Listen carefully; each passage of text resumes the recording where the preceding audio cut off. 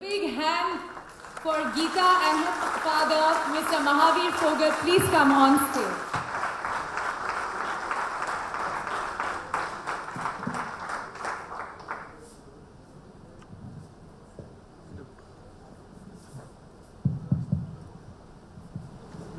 Thank you very much. अगर salute करने का जो एक्शन है वो मैं कोई वर्ड्स में बोल सकती aside of the word salute, then that's what I would like to say. कि seriously इससे अच्छा moment Franklin Templeton FT perspective पे स्पोर्ट वाइज कभी नहीं हुआ. So thank you so much that आपने आके इवनिंग ग्रेस करी. सबसे पहले मैं आपसे पूछना चाहूँगी कि being father of Geeta Fogat and being Mahavir Fogat, after the story of Dangal came out and after her achievement at the Olympics, क्या बदला आपके लिए और आपको कैसा लगा? जो स्टोरी जो पिक्चर में दिखाई गई है वो हकीकत में दोनों 99% सच्चाई बात है. हाँ जी. और जो मेरे सपने ओलंपिक में जो गोल्ड मेडल के यहाँ भी हैं और उसके लिए मैं अभी लगाया हूँ, तो मेरी पूरी कोशिश है जब तक ओलंपिक गोल्ड मेडल नहीं आएगा इतने जो है मेरे को जो है पूरी जो है वो नहीं अपनी ख्वाहिश पूरी कर सकता. और मैं मेरी लड़कियों पर मेरा पूरा विश्वास है जो उसके लिए प्रयास करेंगे और अगला 2020 के अंदर शायद वो सपने मेरे साकार हो जाएंगे. मेरे को दृढ़ विश्वास है. तो तैयारी पूरी है 2020 की. गीता, आसान नहीं रहा है आपकी पूरी जर्नी और हमने आपके कई इंटरव्यूज से ये सुना, फिर वो पिक्चर आई, पिक्चर के ज़रिए लोगों को पता चला. आप क्या कहेंगी लाइफ का टर्निंग पॉइंट क्या था आपके लिए कि हाँ मैं करके दिखाऊंगी? देखिए, जब तक हम कैडेट और जूनियर में थे तब तक तो हमारी इच्छा नहीं थी कि हम करें. और मुझे पता है कि जब तक 18, 19, 20 साल की उम्र तक जितना हमने किया वो मेरे पापा के डर से किया.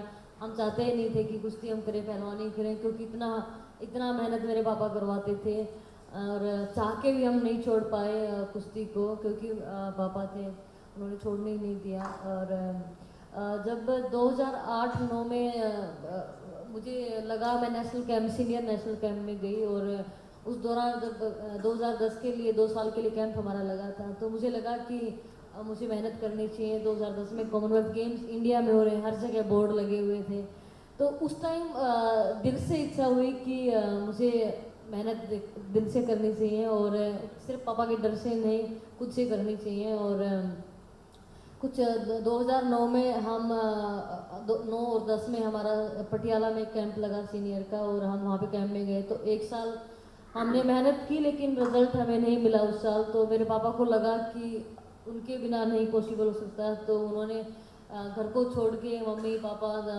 मेरे कज़न भाई सभी पटियाला में शिफ्ट हो गए 1 साल के लिए.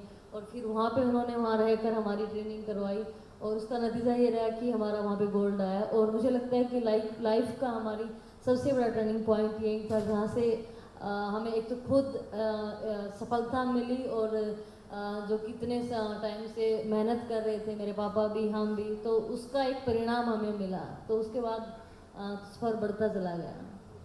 महावीर जी, आपके गांव बलाली में 2 टाइप के डर थे. एक डर जो गीता और बबीता को आपसे लगता था और दूसरा जिस तरह सोसाइटी का माहौल रहा है आमतौर पे हमारे देश के अन्य विलेजेस में, अन्य गांव में. तो आप क्या बोलेंगी कि किस तरह आपको ये लड़ाई लड़नी पड़ी? रेसलिंग का एक अखाड़ा में तो एक टाइप की लड़ाई होती है, पर एक्चुअली आपकी लड़ाई कई लोगों की थी और बहुत बड़ी थी. रेसलिंग उसके सामने एक छोटी सी लड़ाई दिखती होगी. देखिए, सबसे पहले तो हरियाणा, राजस्थान, यूपी को काफ़ी स्टेटों में, जब खास करके हरियाणा, तो लड़कियों के प्रति काफ़ी विरोध था.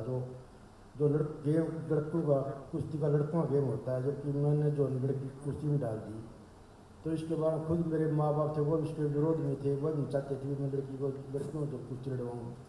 लेकिन मेरा बड़ा भाई मास्टर था, वो उसने बार बार टोका भी उनके साथ लड़की कुश्ती क्यों करवा रहा दूँ, इनको बंद करो. तो मैं सिर्फ माँ बाप से भी, भाई से रिक्वेस्ट करा करता कि भाई मेरे को 2 साल करने दे. फिर जो बच्चे थे इनको ज्ञान नहीं था, तो तीनों कभी डांटता था, कभी बुलाता था, बेटे 2-4 शायद मेहनत कर लो, तुम दोनों सारी जिंदगी सुखी रहोगी। तो काफ़ी ऐसे आया, तो पीठ मार देता था मैं, फिर बुलाता था, फिर इनके लिए, फिर इसकी इनकी मम्मी ने बड़ा साथ दिया। फिर मम्मी का आगे बोलती थी, तो इनकी मम्मी का ये जवाब था, बेटे 2 साल कर लो वैसे, बाद में जो है ना सारी जिंदगी सुखी रहोगी।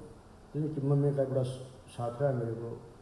और इन जो फिर अब बाद में 2008 के बाद खुद समझ आने लगी ये बात। तो देखो, माँ बाप, हर एक माँ बाप को बच्चा तो प्यारा लगता है, ऐसा कोई माँ बाप हो, लेकिन जो उसको डांट देखो हानि कर, तो जो बाप बच्चे की जो उस टाइम खेलने की उम्र होती है, आज़ादी की उम्र होती है, उस टाइम जो बच्चे पर लोड डालेंगे तो उससे तो माँ बाप तो सुन हानिकारक लगेंगे।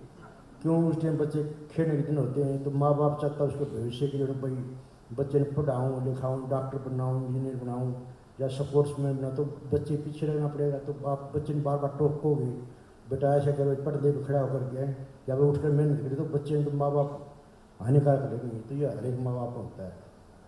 तो गीता, जब ये तरह का माहौल था, आप हम लोग में तो बड़ी दिन बाद, बड़े सालों बाद ये पिक्चर बनी, तो हम लोगों को कुछ पता चला इसके बारे में, लेकिन जब ये असली में हो रहा था तो कितनी बार आपने अपने मम्मी या पिताजी से कहा भाई छोड़ देते हैं रेसलिंग का? देखिए, हमें लोग क्या बोलते थे उस टाइम पर, उन चीज़ों से कोई फर्क नहीं पड़ता था, क्योंकि हम बच्चे थे उस टाइम पर और ना वो चीज़ें समझ में आती थी। हमें मेरे पिता का डर था, वही उसी से छुटकारा पाना हमें मुश्किल हो रखा था। बिल्कुल यही सच्चाई है, क्योंकि जब हम सुबह की ट्रेनिंग कर लेते थे तो हमें शाम की ट्रेनिंग दिखती थी। रात को सोते सोते भी सपने भी वही आते थे कि क्योंकि सोचते थे कि पापा कभी बीमार हो जाए, कहीं कोई पापा का दोस्त आ जाए कि ट्रेनिंग पे ना आ पाए। तो इस सभी चीज़ें हम उसी कसम में हमारा टाइम निकल गया, ये 8-7 साल ऐसे ही निकले हमारे। तो लोग क्या बोलते हैं, ये सब चीज़ें पता चलती थी, लेकिन वो सब चीज़ें मेरे पापा ने फेस की, क्योंकि हम बच्चे थे और ना उन चीज़ों को समझते थे, ना जानते थे। और मेरे पापा ने हमें हर चीज़ की छूट दी हुई थी, लड़कों की तरह हमें पाला है। कभी किसी चीज़ में हमें ये महसूस ही नहीं हुआ कि हम लड़कियां हैं, लड़के हैं। तो ये फ़र्क कभी मेरे घर में ऐसा माहौल ही नहीं था। आपके घर में ज़रूर ये माहौल नहीं था, लेकिन जैसे आप बड़ी हुई और आप बाहर जाने लगी, तो जाहिर है लोगों की सोच के बारे में आपको पता चलना लगा। तो आप ज़रा बताएं कि किस तरह आपने उसको डील किया, और जब आपको सबसे पहले किसी ने मान लो कुछ ऐसे बोला, अरे तुम लड़की हो, तुम ये कैसे कर सकती हो, या तुम में हिम्मत कैसे आएगी, अरे तुम नहीं जीत पाओगी, तो तुमने उसको कैसे, उसके बारे में क्या सोचा और फिर क्या इस किया? तरह की बातें तो हम स्कूल में भी जाते थे, तो सभी लड़कों के स्कूल, गर्ल बॉयज़ हमारे जो, पहले तो हम गर्ल्स स्कूल में पढ़े, लेकिन हम 11th-12th में हम स्कूल में भी वहाँ पे बॉयज़ भी होते थे। तो कभी ऐसा महसूस ही नहीं हुआ कि कोई किसी की बोलने की हमें हिम्मत हुई हो। हाँ, ये शायद इसलिए भी क्योंकि हम पहलवान थे, और जब से हम बच्चे थे मेरे पापा हमें दंगल लड़ाने के लिए लेके जाते थे। तो जो गांव के आसपास के कोई का जो इलाका होता है आसपास हमारे डिस्ट्रिक्ट में, तो वहाँ पे मोस्टली लोग जानते थे कि बलाली की 2 छोरियाँ गीता बबीता लड़कों को चित कर देती, लड़कों को हरा देती हैं।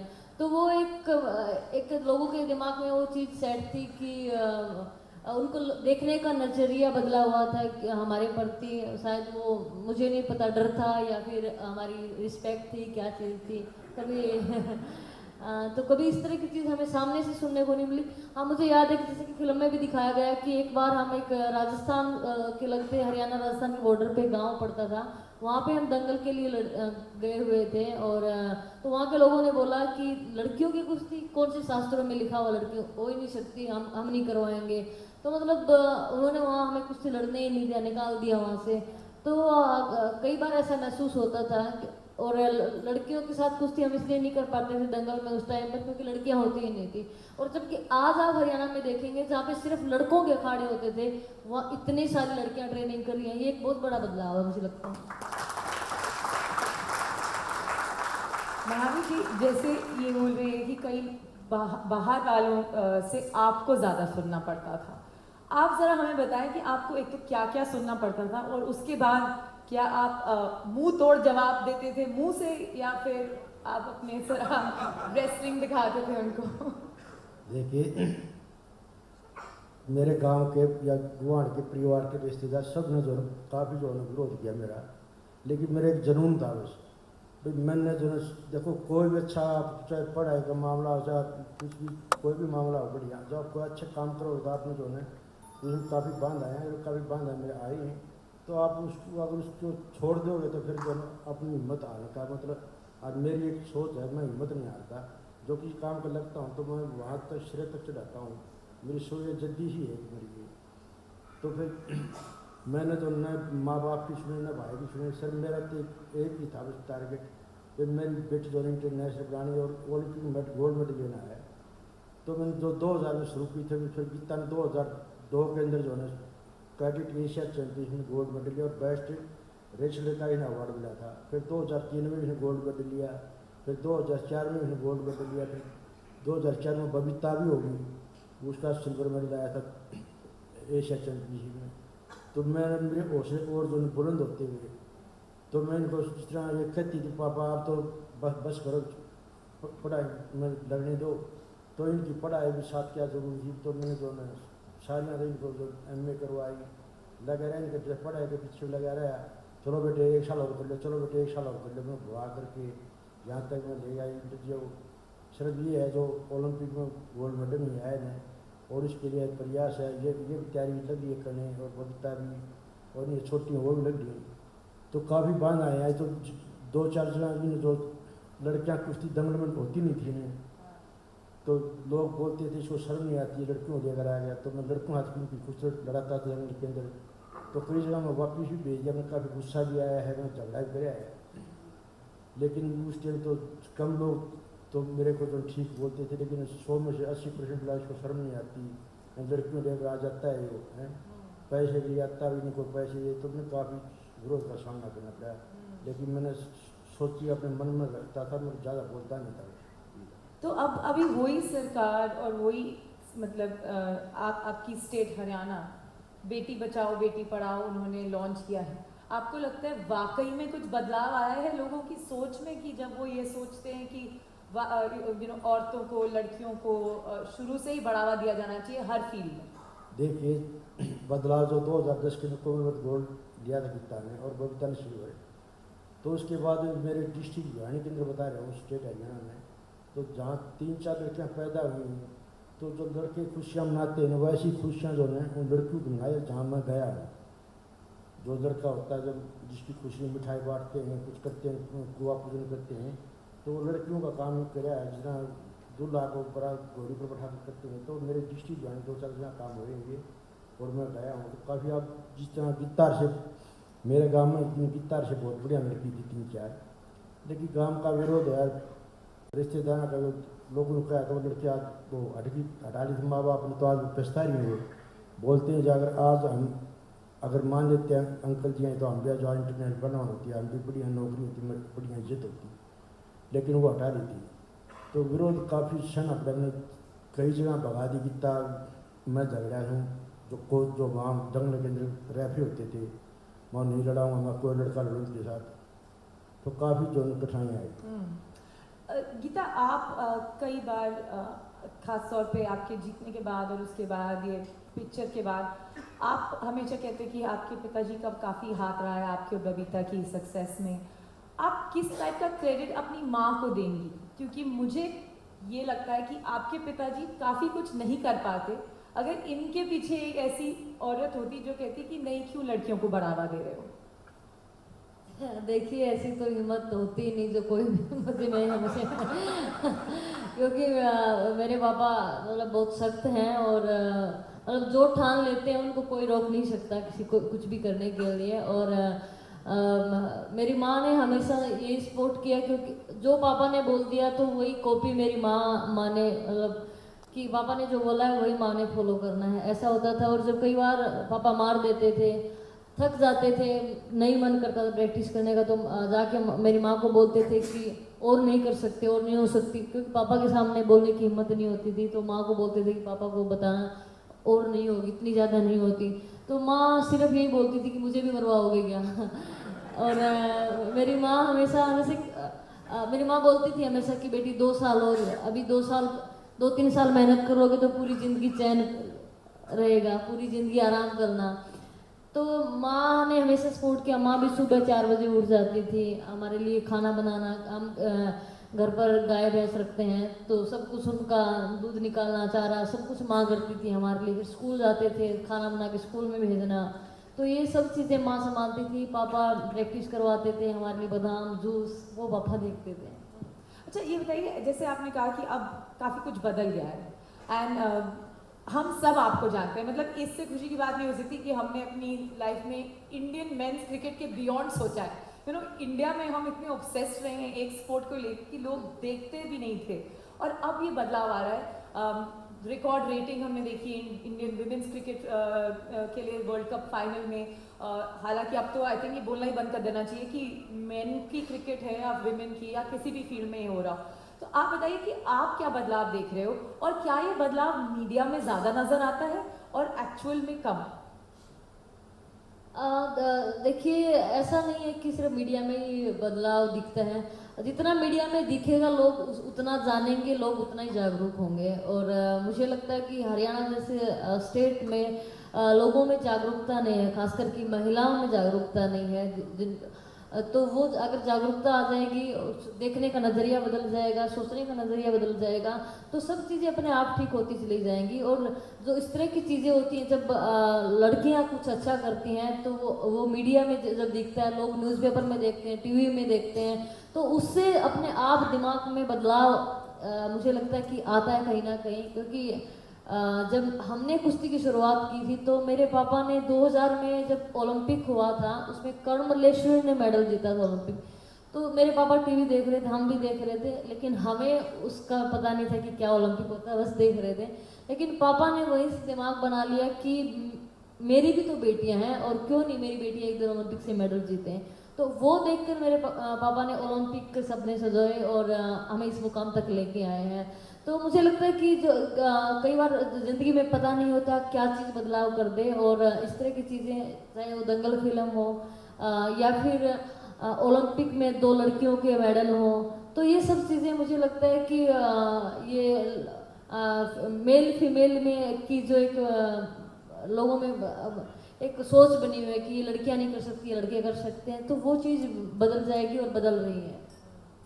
महावीर जी, कहने को तो ज़िंदगी भी एक दंगल है, हर रोज़ कोई ना कोई कुश्ती करा किसी ना किसी चीज़ से।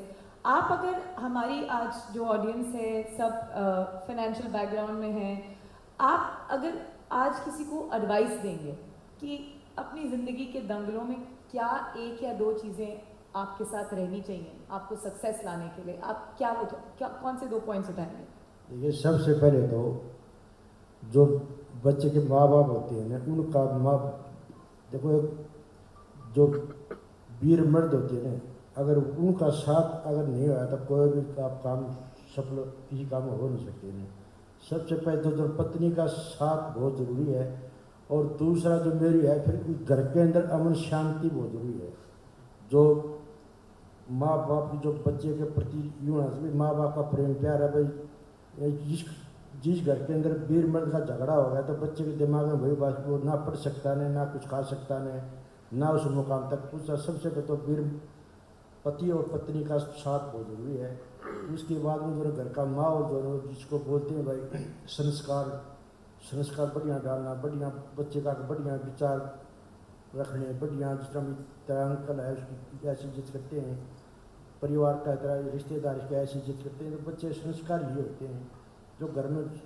और दूसरा दूरदर्शी कड़ी मेहनत करता रहता है। अगर आपने स्कूल में बच्चा आपने डॉक्टर इंजीनियर बना तो सपने दे दिया, आपने भेज तो दिया, आपने बढ़िया स्कूल में बढ़िया व्यवस्था कर दी, लेकिन बच्चे का जो पीछे रहना बहुत जरूरी है। कैसी सोसाइटी में बैठता है, क्या खाता है, किस टाइम उठता है, फिर उसका रिजल्ट 2-3 महीनों पता देखें कर बच्चा किस चीज़ में कमज़ोर है। खुद आपने जो किसी मास्टर से या किसी ट्यूशन लगवा उसका रिजल्ट देखें, फिर उसमें कमज़ोरी तो उसके अंदर और जो उसको उसके पीछे लगो।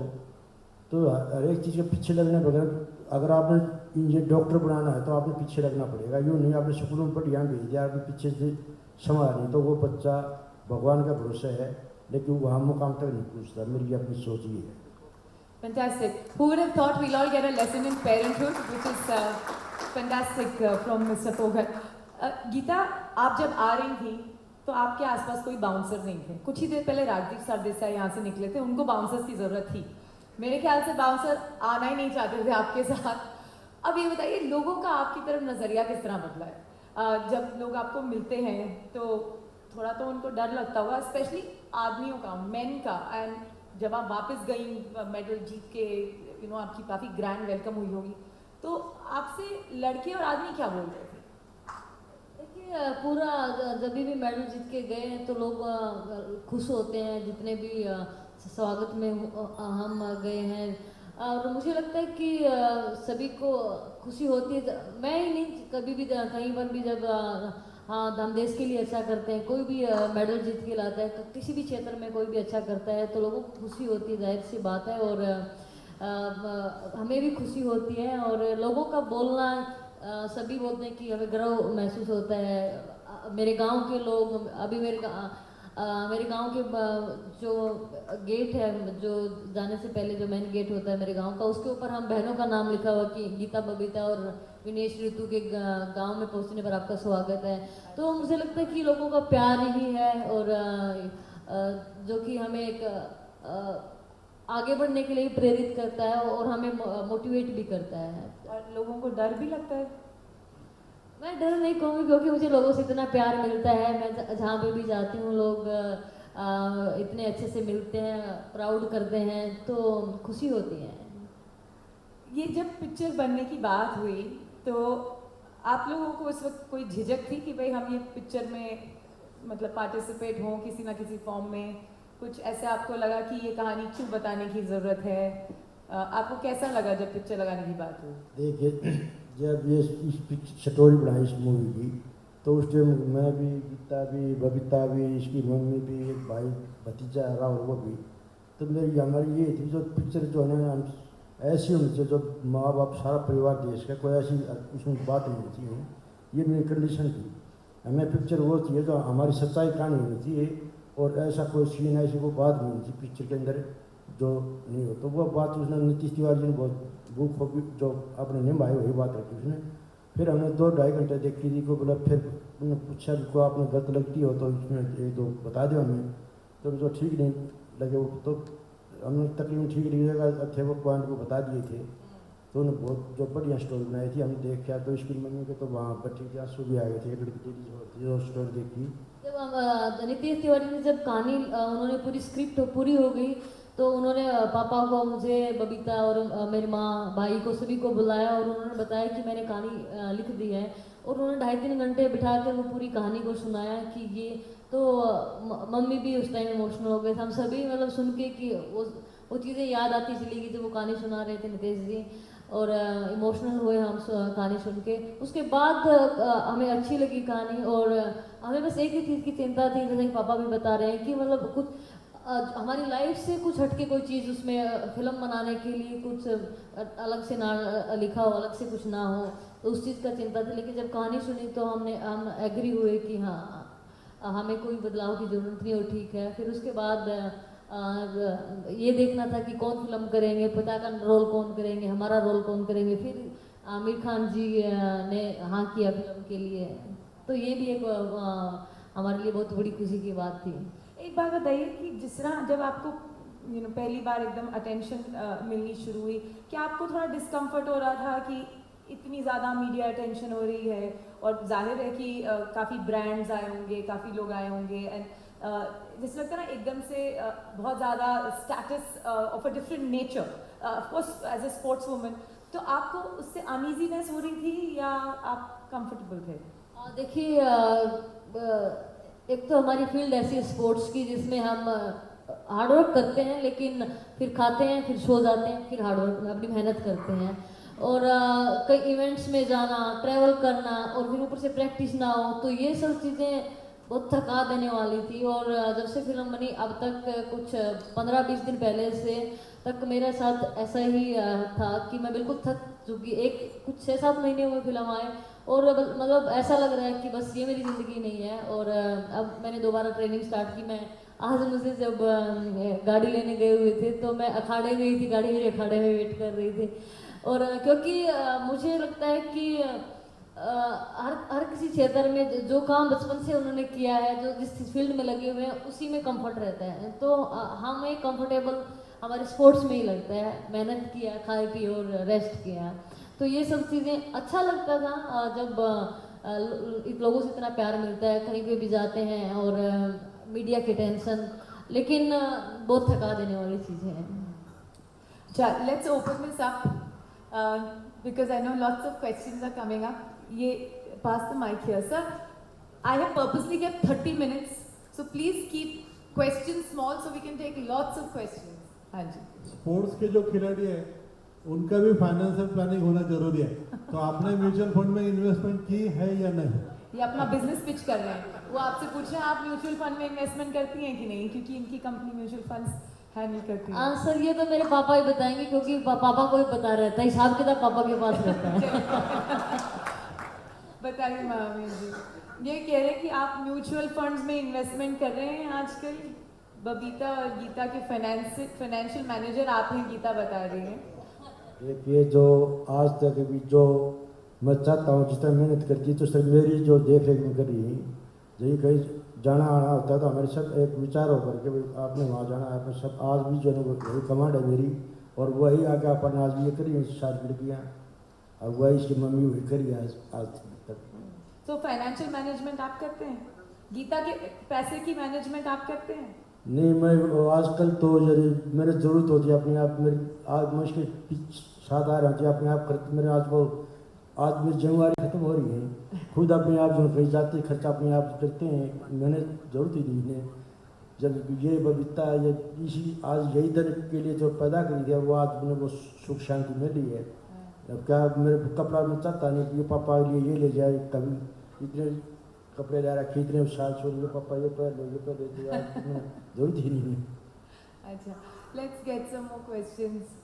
There's a hand there. Can you stand up, sir, so the mic can come? Yeah.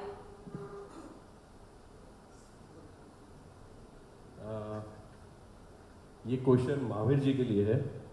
Movie दंगल में दिखाया है कि one fine day both the girls के सामने कंप्लेंट है कि उन्होंने कोई लड़के को मारा है, तो इनफैक्ट वही हुआ था। सवाल ये है कि पिक्चर में दिखाया गया था कि also that is when Mahavir ji decided to train the girls. Okay.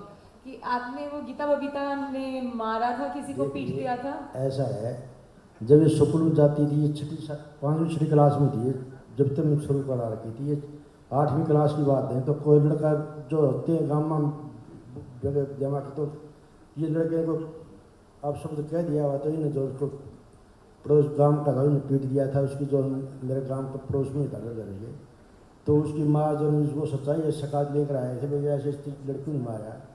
तो मैंने कहा अभी बच्ची मैं समझा दिया इनको, लेकिन बाद में तो मैंने न्यू गया बेटा ठीक किया। और क्या वही एक टाइम था जब आपने सोचा कि हाँ इनको कुश्ती में आगे बढ़ाते हैं? देखो हम जो ज़्यादातर सपोर्ट्स पे चैनल देखा करते थे, मैं तो पिक्चर का एक चैनल देखा, तो जिस तरह रामायण महाभारत है या सपोर्ट्स के चैनल हम तो सिर्फ वही देखते थे। और जो हिंदुस्तान में तो कुश्ती बाद में शुरू लड़की, लेकिन जब टीवी पर देखा तो विदेशों में कुश्ती लड़की शुरू होती है, जो एशिया चैंपियन विषय देखा करते वर्ल्ड चैंपियन किसी पे, तो मेरी यही सोच थी जो ना गीता को जो है इनको पहलवान बनाऊँगा। मैं बोलता था बेटा देखो कैसे कुश्ती लड़ी, इनको दिखाता था मैं, बेटे तुम भी ऐसे मारना, तुम भी ऐसे कुश्ती करना, ये तो सब जनों चढ़ गया था।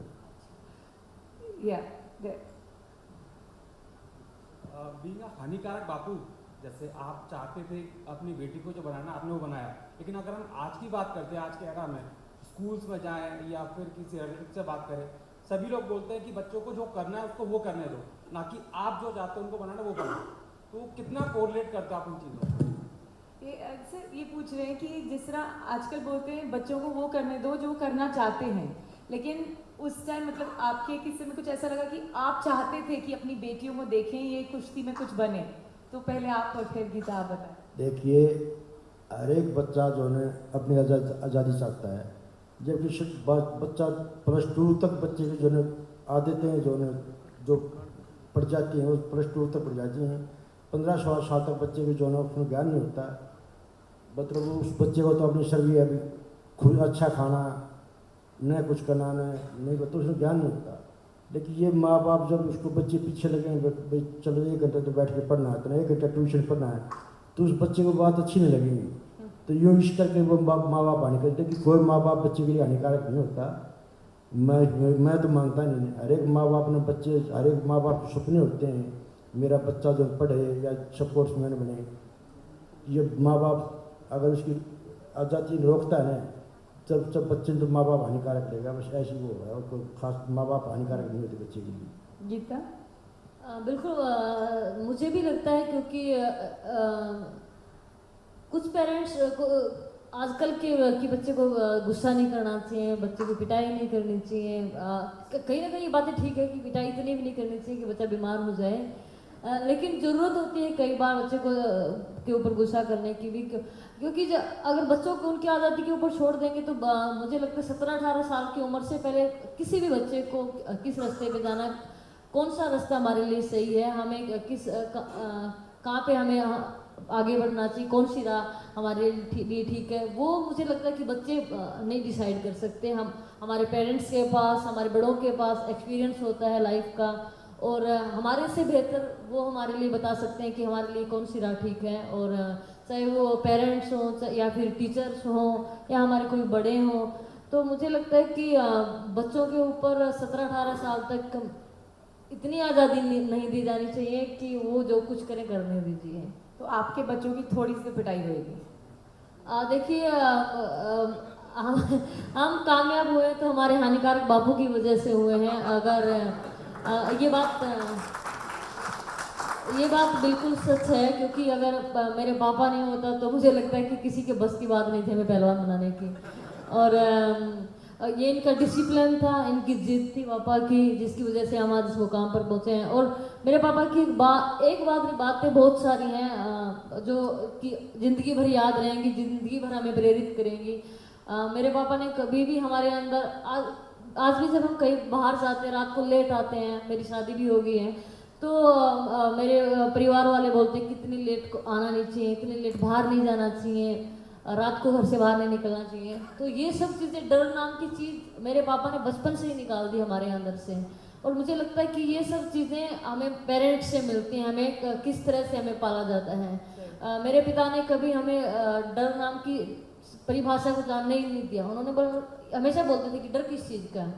और दूसरा, जब तक मेरे पापा हैं तो कोई भी चीज़ हम करते हैं तो हमें ये पापा पीछे हैं, अपने आप संभाल लेंगे। पर अभी जो आपने बोला ना, जिस तरह की पेरेंट्स को हमेशा लगता है कि ज़्यादा लेट मत आओ, और वो अपनी तरह की सोचते हैं, लेकिन आज आप एक सक्सेसफुल औरत हैं और सब आपकी तरफ देखते हैं कि देखो ये कितनी बड़ी अचीवर है, इनसे हमें प्रेरणा मिलनी चाहिए। आपको क्या लगता है कि हमारे देश में दिन रात कहानियाँ यही आ रही हैं, न्यूज़ पे आता है कि औरतों को उनके कपड़ों के ऊपर कमेंट किया जाता है, रेप हो जाता है, ये सारे जो इश्यूज़ हैं ये एक औरत के सिर्फ पहनावे के ऊपर बेसिस हैं।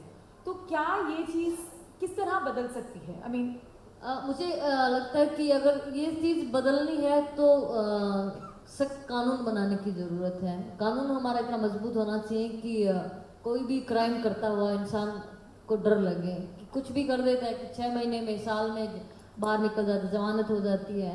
तो हमारे कानून सख्त होने चाहिए। और दूसरा ये कि महिलाओं को अपने ऊपर खुद पर विश्वास होना चाहिए। खुद मैंने देखती हूँ कि लड़कियां बहुत घबराती हैं, डरती हैं कि बाहर नहीं जाना, कि नहीं कुछ भी गलत हो जाएगा, तो वो एक दिमाग में सोच बना रखी है। तो अगर हम एक खुद भी हमारे अंदर वो विश्वास होना चाहिए कि डरने की कोई ज़रूरत नहीं है, हम किसी चीज़ से कम नहीं है। that deserves a big round of applause. Yeah. Okay, let's take some more questions. I know they're on the app as well. Here, ma'am. Yeah, the mic's there. Gita जी, ये सवाल आपके लिए है। जी जैसे मूवी में दिखाया था कि you know the Olympic committee और the officials from the government side which was helping to train you all were not, you know, उनको पता नहीं था कि आपको ट्रेनिंग कैसे दी जाए, लेकिन आपके पिताजी ने फाइनली वो ट्रेनिंग यू नो खुद की। तो उसके बारे में आप कुछ कहना चाहेंगे कि ऑफिशियल्स को या ट्रेनिंग डिपार्टमेंट ऑफिसर्स को कैसे बदलना चाहिए कि रिकग्नाइज करना चाहिए पोटेंशियल, बिकॉज आपके लिए वो प्रॉब्लम बनी हुई है लेकिन आपके पिताजी ने वो सुधार दिया आपके लिए? बिल्कुल। देखिए कि हमने बचपन से मेरे पापा के पास ट्रेनिंग ली थी, और जब हम 2 साल के लिए उस कैंप में गए तो कोचेज़ के साथ भी प्रॉब्लम हुई। वहाँ जो हमारा साइंस सेंटर था वहाँ पे भी प्रॉब्लम हुई, क्योंकि वो चाहते नहीं थे कोई भी कि मेरे पापा आके हमें ट्रेनिंग दें, अंदर आएँ या एक्स्ट्रा ट्रेनिंग करवाएं। वो सोचते थे कि जो कोचेज़ लगा रखे हैं, नेशनल कैंप हमारा था, तो नेशनल कैंप में जो कोचेज़ हमने बेस्ट लगा रखे हैं, तो अगर मेरे पापा सिखाते हैं तो वो उनकी तौहीन थी कि उनसे बेस्ट हमने बेस्ट कोच दिए हुए हैं। और जबकि कोई भी रेसलर, कोई भी एथलीट अगर ट्रेनिंग करता है तो कोई भी 1 या 2 साल में चैंपियन नहीं बन सकता। और मुझे लगता है कि इतनी मेहनत करके मेरे पिता से ज़्यादा हमारी कमियां और खामियां कोई नहीं जानता था, और वो वही बताना चाहते थे। लेकिन वही की कोचेज़ की यही प्रॉब्लम थी कि वो चाहते नहीं थे कि अगर हम मेडल जीते तो उस श्रेय मेरे पिता को मिले। तो वो सब चीज़ें इस वजह से कोच को भी फिल्म में दिखाया गया है कि उन्होंने वो मना करते। कहीं ना कहीं ये बातें सच्चाई है, इन बातों में सच है। बहुत सारी प्रॉब्लम हुई कॉमनवेल्थ के दौरान। कैंप में मेरे पापा को आने ही नहीं देते थे। सिक्योरिटी गार्ड को बोल दिया गया था कि कोई भी सुबह 4 बजे गेट से अंदर नहीं आएगा, 4 से 6 बजे तक, क्योंकि पापा सुबह जल्दी उठा रहे थे हमें, चुपके से हॉस्टल से निकलते थे, ट्रेनिंग करते थे। तो वो सब चीज़ें मुझे लगता है कि अभी के दौर में बदलाव हुआ है। अभी फेडरेशन भी चाहे हमारी कुश्ती की फेडरेशन हो या फिर दूसरी फेडरेशन हो, मैं ज़्यादा कुश्ती फेडरेशन के बारे में बता सकती हूँ कि बहुत हेल्पफुल है। अगर अभी भी हमने परमिशन ली हुई है कि हम मेरे पिता के पास ट्रेनिंग करना चाहते हैं तो उन्होंने परमिशन दी हुई है। तो इन चीज़ों में बदलाव हुआ है। Acha, I wanted to tell you that there's some good news for everybody who's asking questions. Not everybody, some of you. There's going to be, we're going to be giving away some signed copies of their books. So we are going to make that announcement. I can see the person who's going to carry the books. Balaji, you have them? Right, excellent. So Nasreen, we'll be calling you on stage after this Q&A to collect your book. Congratulations. Okay, let's get some more questions. There, right there. Gita जी, जो दंगल movie में आपका एक episode था कि आप अपनी friend की marriage में जाते हैं और मैरिज में उन्होंने अपना जो लाइफ स्टाइल था, सॉरी उनका मतलब जो लाइफ स्टोरी थी, यंग एज में उनकी मैरिज हो गई, और उसको सुन के फिर आपने घर पे आके काफ़ी मोटिवेट हुए और आपने अगेन फिर प्रैक्टिस के लिए स्टार्ट किया। तो क्या ये सच है? और फिर अगेन अगर अपनी लाइफ में आप डीमोटिवेट होते हैं तो कैसे फिर उन सब चीज़ों को रिकवर करते थे आप? देखिए, बहुत सारी लड़कियां भी थी साथ में जो जिनकी शादी जल्दी हो गई थी, मेरे स्कूल के टाइम में हो या मेरे पड़ोस में हो, जो कि खुद, और कई बार ऐसा भी हुआ कि पेरेंट्स, बच्चियां आगे बढ़ना था, स्पोर्ट्स में आना चाहती हैं लेकिन उनके पेरेंट्स अलाउड नहीं करते। कई बार पेरेंट्स भी अलाउड करते हैं लेकिन जो समाज होता है वो उनको करने नहीं देता कि नहीं, कि 2 लोग क्या कहेंगे, हमारे रिश्तेदार ने ये बोला, बुआ ने ये बोला, ताऊ ने ये बोल दिया।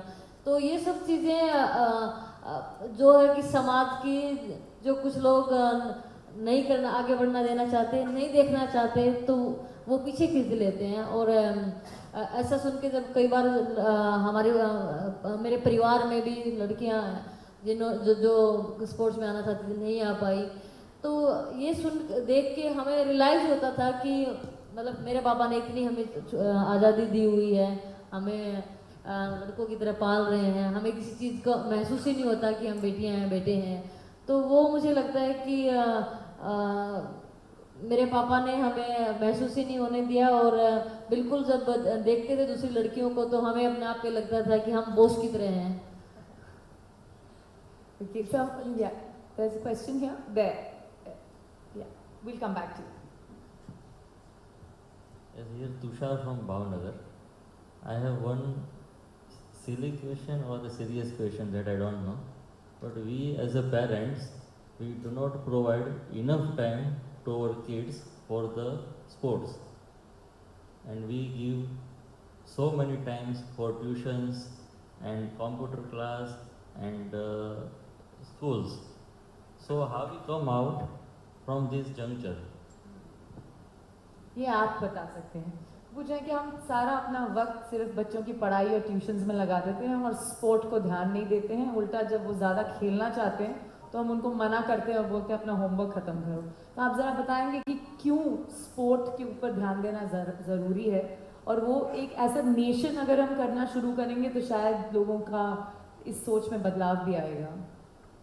देखिए, जो मेरे हम उम्र हैं, जो मेरे से बड़े हैं, पहले तो वह देखिए, अगर जिस टाइम हम स्कूल में पढ़ते थे, अगर हम 300 बच्चे स्कूल में थे तो 3 बच्चों का चश्मा होती थी, बस बाकी की चश्मा नहीं होती थी उस टाइम। या मेरे साथी जो बैठे मेरी उम्र के हों, देखो आप स्कूल पढ़े ये भी, कितने बच्चों को चश्मा होती थी। आज जो 50% बच्चों को चश्मा, क्या कारण है? नहीं तो खाना को बढ़िया है, फिर दूसरा स्कूल से आ जाना, ऐसी कमरा में सो जाना, फिर ऐसी स्कूल में चला जाना, कोई काम मेहनत नहीं करना, पसीना उनके सिर पर आता नहीं है, दिमाग को बस पढ़ाई पढ़ाई पढ़ाई, बस एक करंट लगा रहे हैं। लेकिन पढ़ाई के साथ साथ, गेम के साथ साथ शरीर की हरकतें, जिस तरह व्यायाम करना, सुबह 1 घंटा जो शरीर के लिए भी कुछ मेहनत, दौड़ करके आना, घूम के आना, ताकि शरीर में पसीने, दिमाग में पसीने आए, ताकि दिमाग का भी विकास हो। अब बच्चों के आँख जाने का कारण यही है, कोई बच्चा मेहनत नहीं करता। आप स्पोर्ट्स मैन का देखो, कोई भी जो गेम में है, आप उन्हें जो है किसी के भी चश्मा नहीं मिलेंगे। क्यों? शरीर में पसीने निकलते हैं, उससे जो है दिमाग पे असर पड़ता है, और फिर जो पाचन शक्ति बढ़िया हो जाती है। क्यों? मेहनत करेगा तो अब बच्चा स्कूल में जाता है, फिर घर आ जाता है, फिर उसके एक बच्चे की यूँ नहीं 24 घंटे चलो पढ़ो पढ़ो, उसको जो है व्यायाम का टाइम भी दो, पढ़ाई का उसका टाइम फिक्स होगा। इस तरह मैंने टाइम धन का सुबह 4 बजे उठना, तो इस तरह टाइम फिक्स हो, बच्चा इतना इस टाइम तरह खाना है, इस टाइम तरह नहाना है, इस टाइम तरह पढ़ाई में पढ़ना है। और यूँ नहीं भाई बट चलो भाई पढ़े ही जाओ, या चलो भी अब मैं इनको टाइम होता है 2 घंटे मेहनत करवानी, तो 2 घंटे मेहनत करवानी है, यूँ नहीं और करो, उसकी लिमिट होनी चाहिए।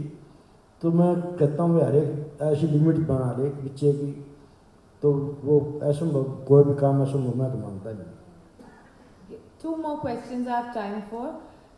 The gentleman who asked the question on the, who just asked the question, Balaji, please note, we'll get him on stage as well. Let's see here. Yeah, sir.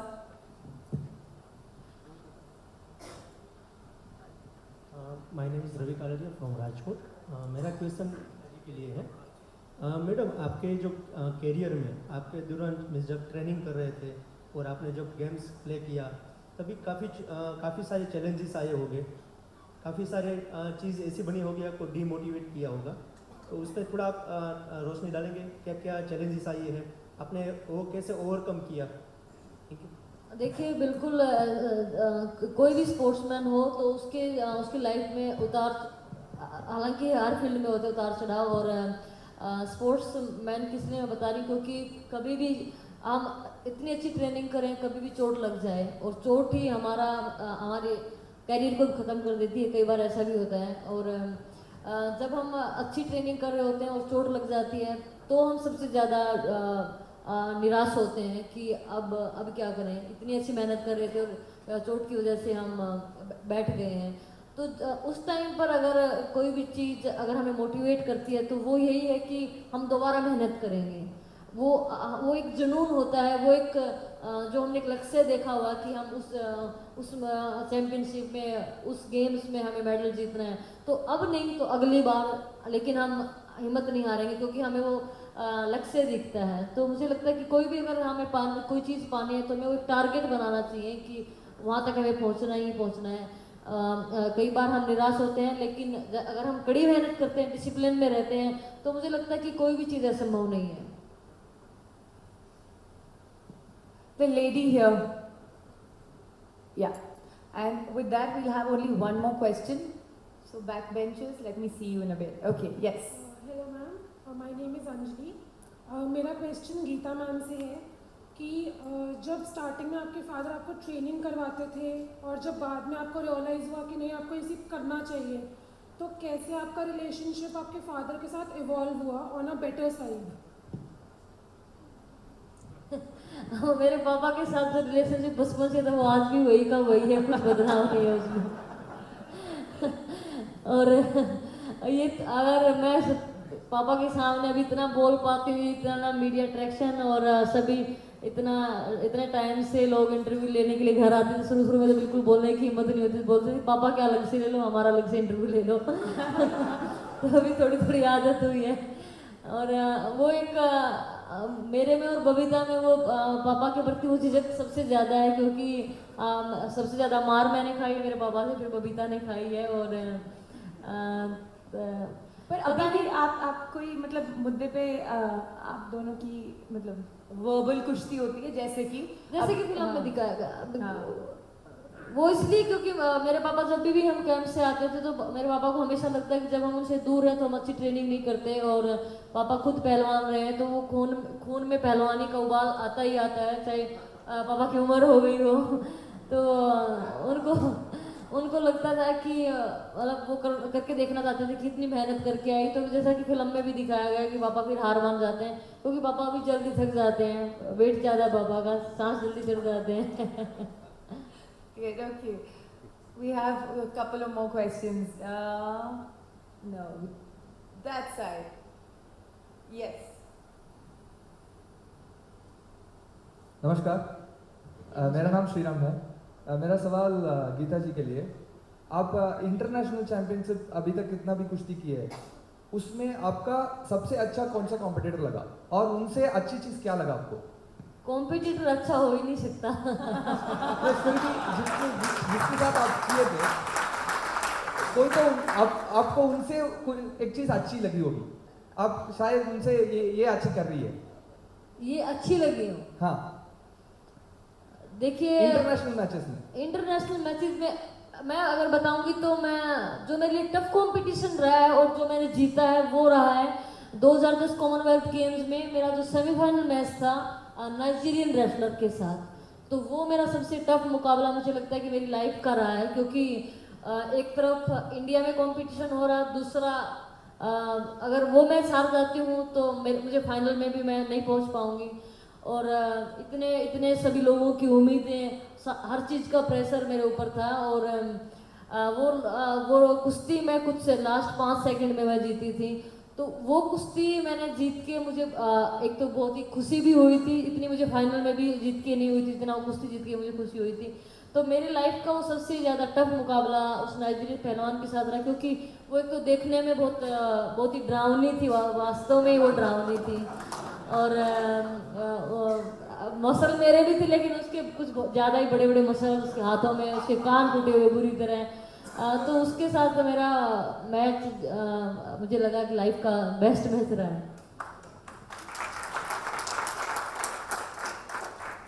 Who has not asked a question today? Okay, let's see. Yeah, the gentleman here. Yeah. Mahavir ji नमस्कार।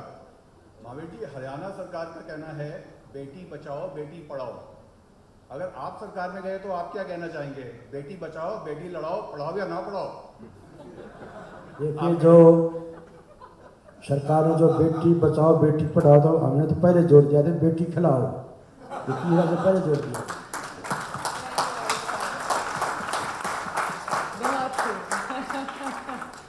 Brilliant. That's a great question. Balaji, please note. Excellent. So you all have a little packet of surprise arriving. Okay, the gentleman here who was in a brown half jacket.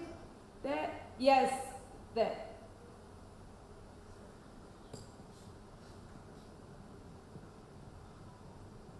Mahavir ji नमस्कार।